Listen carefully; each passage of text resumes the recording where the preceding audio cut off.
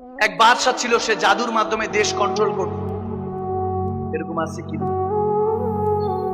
ওই দেশের বাদশা, আমার নবী এক বাদশার কথা বলছে যে জাদুর মাধ্যমে দেশ কন্ট্রোল করত। সে এক জাদুকর পালতো, ম্যাজিশিয়ান পালতো। সে সবসময় জাদু দিয়ে মানুষকে আকৃষ্ট করে রাখতো। ওই বাদশা নিজেকে খোদা দাবি করতো। নাউজুবিল্লাহ বলেন। যখন এরকম হলো, হঠাৎ করে ওই জাদুকরের বয়স হয়ে গেছে। সে বলতেছে, ইয়া বাদশাহ নামদার, ইয়া বাদশাহ নামদার, মহারাজ আমি পারছি না, আমাকে একটা যুবক ছেলে দেন, আমি তাকে শিখাই, সে আপনাকে হেল্প করবে, আমার বয়স হয়ে গেছে আর পারি না।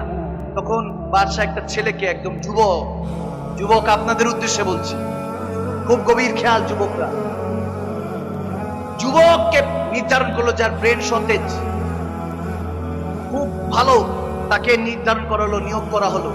এখন সে জাদু শিখার জন্য ওই ম্যাজিশিয়ান জাদুকরের কাছে ব্ল্যাক ম্যাজিক শিখতো, কালো জাদু শিখতো মানুষকে ক্ষতি করার জন্য। এখন ওই যুবক যখন শিখতেছে, প্রতিমধ্যে ঈসাই একজন আলেম দ্বীন, একজন স্কলার ইনজিল পড়াচ্ছে। কি পড়াচ্ছে? ইনজিলের নাম শুনেন নাই? তাওরাত, জাবুর, ইনজিল, কোরআন। আমাদের চারখানা শ্রেষ্ঠ কিতাব দিয়েছেন কে?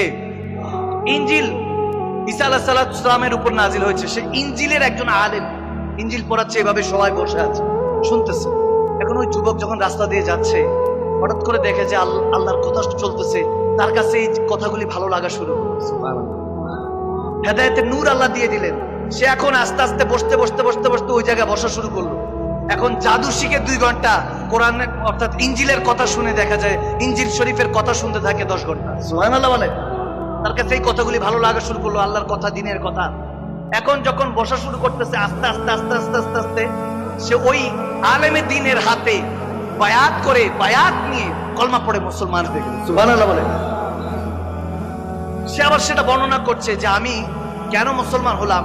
একদিন আমি পথে দিয়ে যাচ্ছি, দেখি একটা বিষাক্ত সাপ। এটা দেখে সবাই, কেউ গাছে, কেউ নদী, এরকম আছে না যে সাপ একটা যদি দেখে, দিব একটা দৌড়, পিছন দিকে দৌড় দিয়ে 10 জনদের নিয়ে আসবে, এই দেখছো সাপ, দেখছো, মার মার মার। নিজে কিন্তু সামনে যাবে না, আরেকজনের 2-4 জনে পাঠাবে, মারস না, মার। এরকম হয় না? হয়। তো সেই সব জামানা হয়েছে।